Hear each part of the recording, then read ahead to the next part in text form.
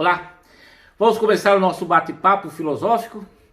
Eu sempre falo que se você dedicar 15 minutos para assuntos filosóficos e espirituais, é muito pouco diante de 24 horas que você tem durante um dia. 15 minutos só não vai atrapalhar os seus compromissos.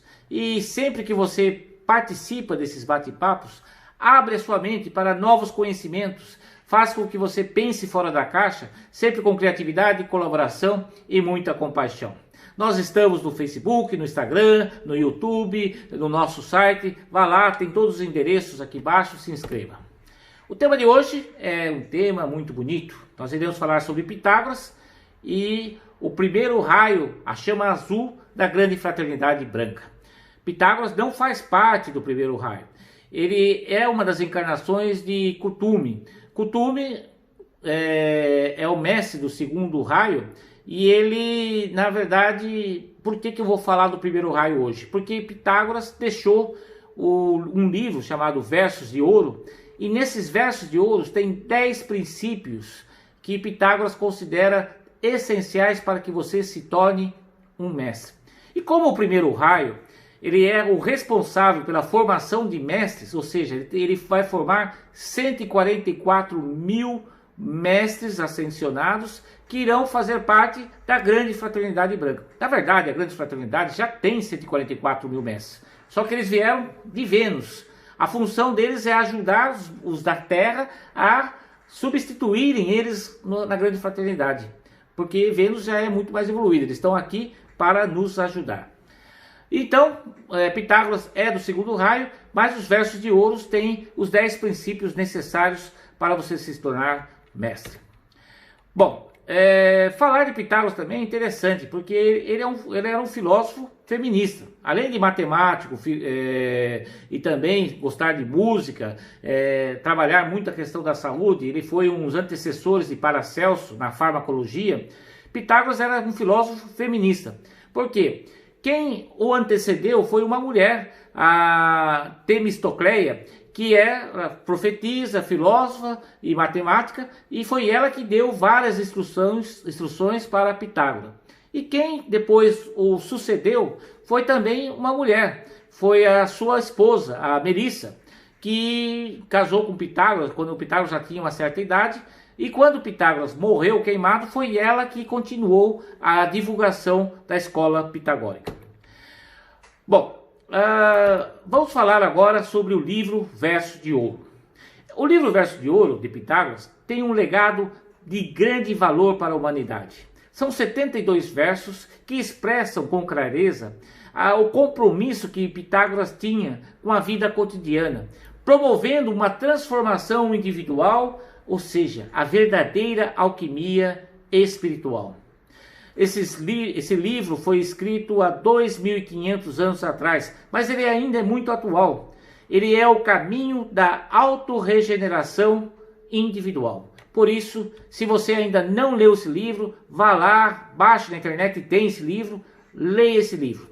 Só que eu vou destacar, dentro desse livro, tem 10 princípios que são essenciais para a formação do mestre.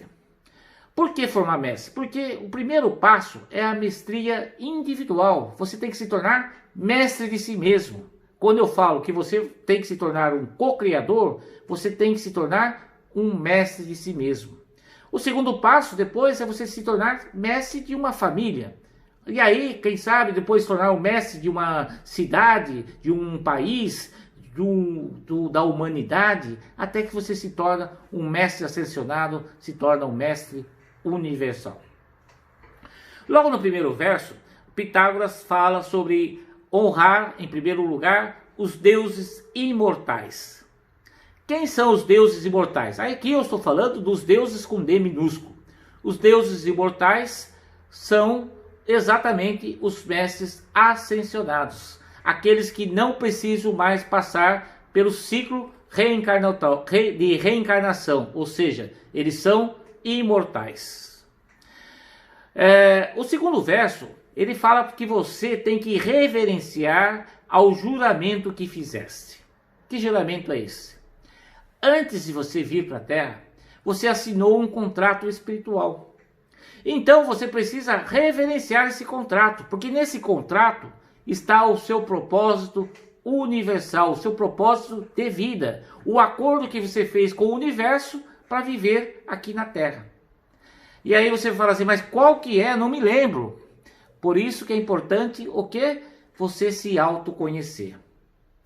Ao reverenciar o seu propósito, você está exercendo um primeiro princípio, que é ser fiel ao seu propósito. Então, o primeiro princípio de ser mestre é a fidelidade. Mas logo em seguida, lá para o 6º verso, Pitágoras vai falar o seguinte, que você precisa também respeitar a lei da amizade. Ele fala o seguinte, escolhe um amigo que se distingue em virtude. Para Pitágoras, para você evoluir, você tem que o quê? Ajudar o seu amigo a evoluir. Por quê? Porque o seu amigo vai te ajudar a evoluir. Como você sabe que você evolui? Você sabe que você evolui quando você ajuda alguém a evoluir e essa pessoa vai mostrar o seu espelho que você está evoluindo. O seu amigo vai fazer você crescer na virtude. A lei da amizade que te une ao propósito. E depois, para completar essa tríade, esses 3 princípios que são fundamentais, que é o 3º princípio, que é a responsabilidade. No verso 12, Pitágoras fala o seguinte, nunca faças, junto com os outros, nem sozinho, algo que te envergonhe. Pratica a justiça com teus atos e as tuas palavras. Isso já no verso 14. O que é isso? Responsabilidade. E no verso 15 ele completa, estabeleça o hábito de nunca agir impensadamente. Ou seja, o tripé está formado. A base para que você possa começar o caminho da mestria. Fidelidade ao seu propósito, amizade porque você não pode evoluir sozinho e responsabilidade. E aí começam os outros propósitos, os outros princípios que vão agora sedimentar esses 3 princípios que são básicos. No verso 18, Pitágoras fala, suporta a paciência e sem murmúrios, a sua parte seja qual for. Murmúrio. Como a gente reclama. Eu falo isso porque hoje mesmo à tarde eu estava reclamando, né? Eu estava falando com um amigo meu e estava reclamando que nós estamos voltando novamente à pandemia aqui na Europa, que já estou cansado disso, não aguento mais. E aí eu me toquei, estava reclamando demais. Não. É preciso ter paciência. Esse verso fala sobre a paciência. E a paciência nos leva ao silêncio.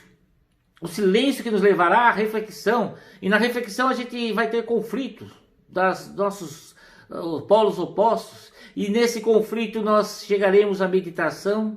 E aí a gente perceberá que a gente vai contemplar. E aí a gente chega ao grande silêncio. Só que a paciência também faz com que você não seja imprudente. E aí Pitágoras fala no verso 22, o que as pessoas pensam e dizem variam muito. Agora é algo bom e em seguida pode ser algo mal. Portanto, não aceite cegamente o que ouves, nem o rejeites de modo precipitado. Olha, a paciência com a prudência. E a prudência é o 5º princípio. Mas faze aquilo que não te trará aflições mais tarde e que não te causará arrependimento. Pitágoras fala no 30º verso. A prudência te leva ao 6º princípio, que é a modéstia.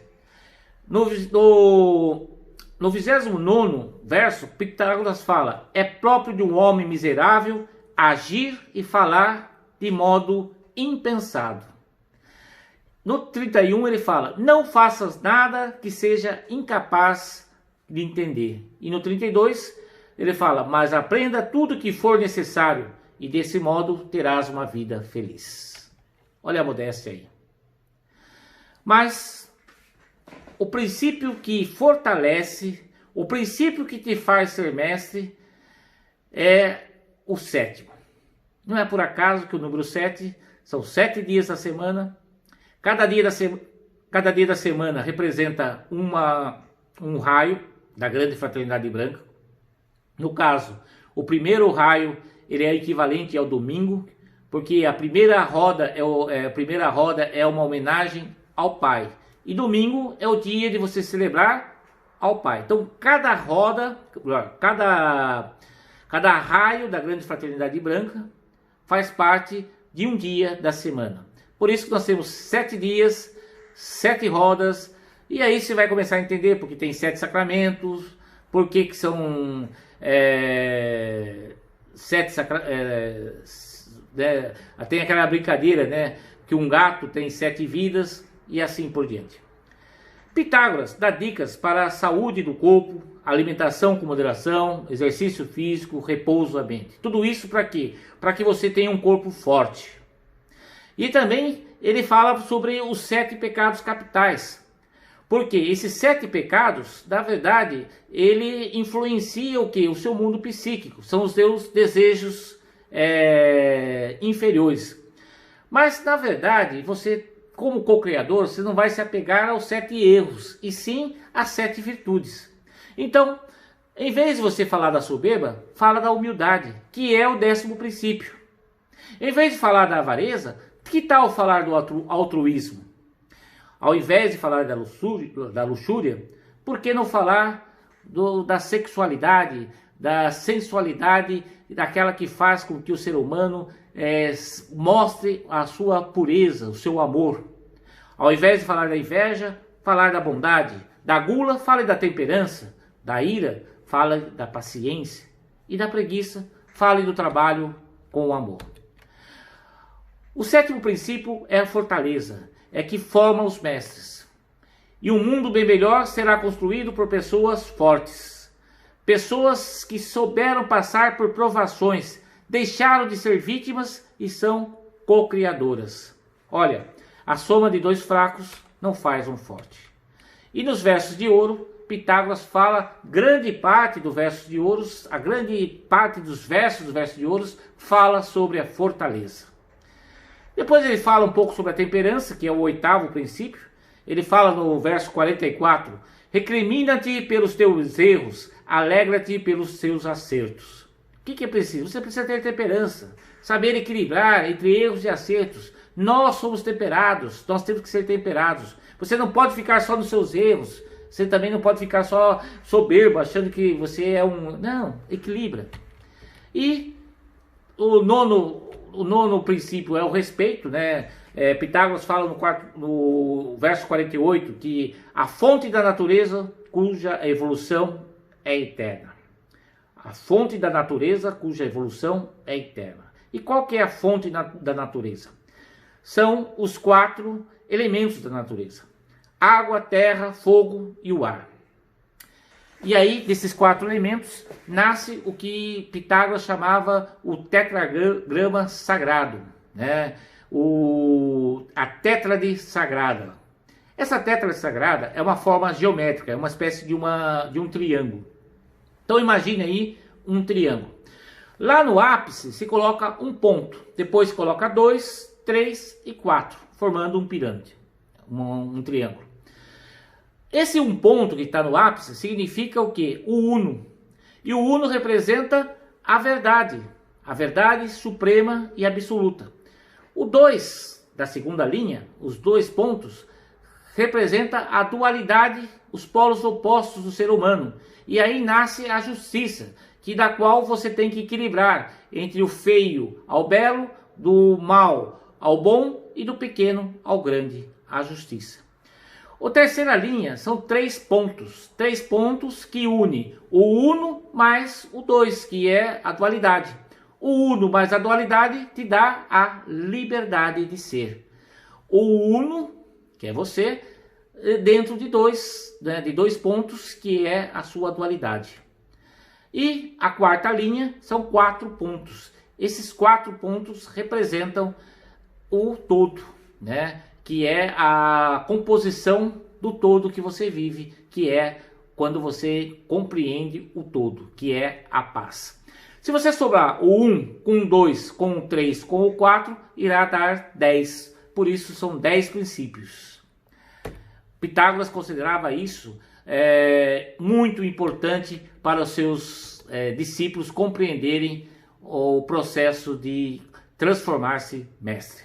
E para fechar, a humildade que fecha todos esses princípios.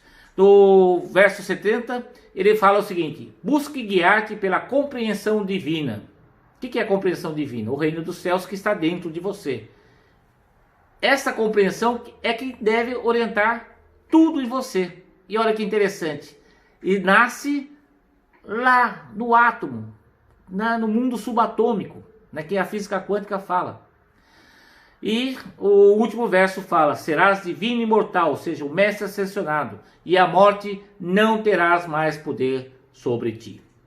Gratidão, seja magnífico, seja eterno, seja o amor.